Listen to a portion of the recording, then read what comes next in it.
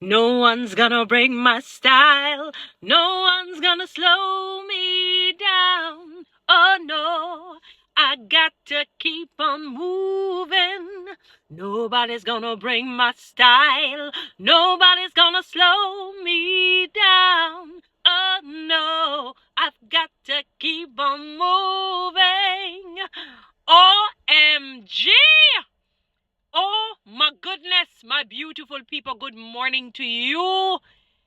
What a speech yesterday by, I have to say, apparently, the effervescent, the very witty, the very crafty Prime Minister of Jamaica presently.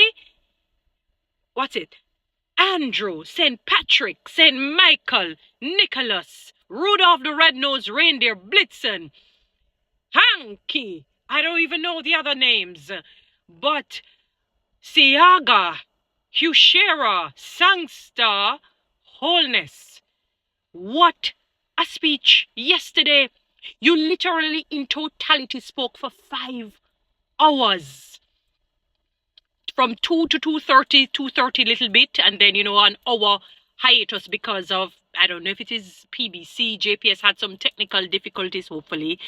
People don't want to think it is any sabotaging from either side. We don't know, but I don't know. I believe in giving people the benefit of the doubt. I think it's some technical difficulties. And after that, you spoke until 8:30. 8:30. 8:30 p.m. My apologies. From 4 to 8:30 p.m. Wow. My goodness, Prime Minister Andrew Holness, you came with a grab bag. You came with a grab bag of goodies. But listen to me, Mr. Holness, all me a lick the bag. All me at the bag would have never burst in my favor. All me a lick the bag would have never burst in my favor. Eventually, when I saw the bag bursting, I noticed I'm seeing some icy mints and, the red sweeties, 1 or 2 little lollipops and, I don't know, maybe a little ice cream or something of the sort, but the goodies, I don't know, no care how me that tried lick the bag, it would have never knock. But I must speak to, some of the beautiful things that you spoke about. By the way, I'm not so savvy with, I saw before, when your wife was giving the prayer, was reading the prayer, I noticed a man walking with this iron thingy. What is that? I notice it, when they have some official events. I've always wanted to know what that big iron thing is that they're walking with and then they rest it down. I'm sorry if I'm doing my hand like this. It's like this thingy, makes the eye look weird. But yeah, always wanted to know. Maybe somebody can explain that to me. Wow, big up to you. You invited Peanut Dread. His first official event, I'm sure, in his life. I'm assuming. I'm making that assumption. I'm not sure. His first official event, and you said you restored 150,000 jobs, and that under your guidance, and we would say, for lack of a better word, I know the better word, but I like to say tutelage, that no layoffs took place under your governance. That especially in the second time around, although you're half through. And you mentioned that I saw the chart where, the devaluation of the dollar moving from like 3 point something percent to 7.8%. And during COVID, it was reduced by 3.2%. Okay. Well, I mean, much spending really wasn't done, but all right. I don't know what to say where that is concerned. I know it was up, down, up, down. Like you say, 150 today, one whatever tomorrow. And, but anywho, and you created some independent central bank to avoid inflation during that time. You mentioned that you understand. I mean, I saw your face. I don't know your heart. I can't judge. Man judges the outward appearance, but God judges the heart. And you said you understand the plight of the Jamaican people financially, sir. Can I tell you? And that you mentioned, you're going to ensure that equity, inclusivity, and it must be widely open in terms of monies that will be remunerated to the public servants, to the public sector. We're not talking only what you consider. When I say you, I'm talking plural you, whether it's law, doctors, nurses, teachers, firefighters, police officers, but you have people in the public sector service that offer their service. They give of their best to serve the people of Jamaica. Customer service in and of itself is the right thing. The Bible says, love thy neighbor, treat thy neighbor the very same way we love and treat, or we would want somebody to treat us. So whatever service we offer, I consider all essential. I'm looking forward to the equity, inclusivity, and it being widely spread, that it's not concentrated in a particular group, maybe the capitalists, but the regular common man that you call, not you, plural you, plebs, the lower echelon, would benefit from such a thing. It's a whole, I wrote a book from all of what you said. You spoke for 5 hours. So, I have to do several parts to this, I couldn't do it last evening because I was really tired. I sat and I listened keenly, sweetly, succinctly. I didn't want to miss a beat, and I shall be doing some vlogs on everything that you mentioned.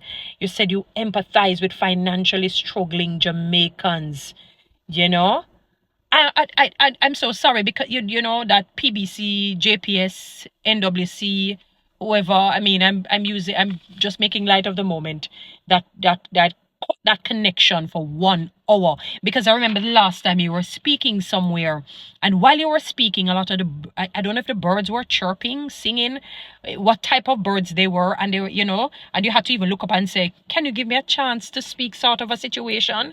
And then now when you're speaking, all of a sudden for 1 hour you were out, and it kind of breaks the momentum, and you have to kind of work that back up and build that momentum. I noticed about 3 or 4 times you said, the compensation review, but you never really went into it. I suppose maybe because your colleague, Dr. the Reverend Nigel, or Reverend Dr. Nigel Clark, already spoke about the compensation packages and so on. I must say a hearty thank you that you have raised the minimum wages. But listen to me now, Prime Minister. Listen to me now, Mr. Holness.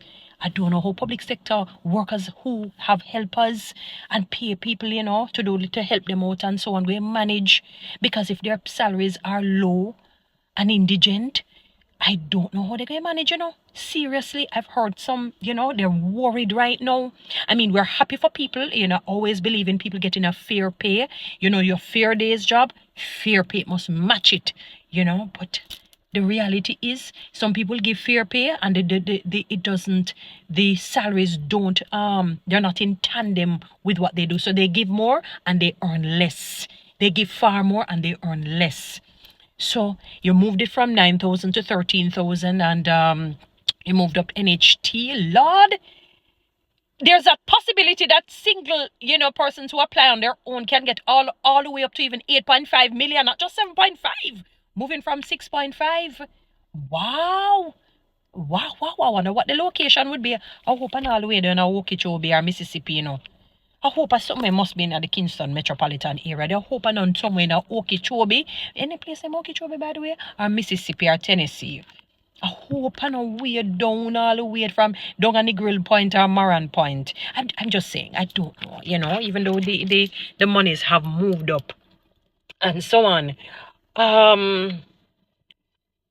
You said that your $3.93 billion up by 23%. Something about Fitch has upgraded our economy to stable. Our economy is stable? What? Wow. So how is it that the public servant workers, they're not feeling that stability, dearest Prime Minister? I'm just asking, because the teachers are still unhappy. I was sitting in a live, as I said, and somebody said that the teachers are getting, by and large, an extra $2,500. I was speaking with somebody, middle class, you would say, or a little above it, and they said that they went to the supermarket and bought the bare essentials, no meat, no, things that you would consider a little expensive, and it came up to $17,000. She bought no meat and no, things that you would say pricey. and it came up to $17,000 nevertheless. So how is the economy? I can't understand the overarching economy doing well, yet people are suffering. More people are indigent. Remember, I'm doing several parts because I wrote a book literally after your speech. Nobody's going to break my stride. Follow me on TikTok, subscribe to my YouTube channel, and share this message.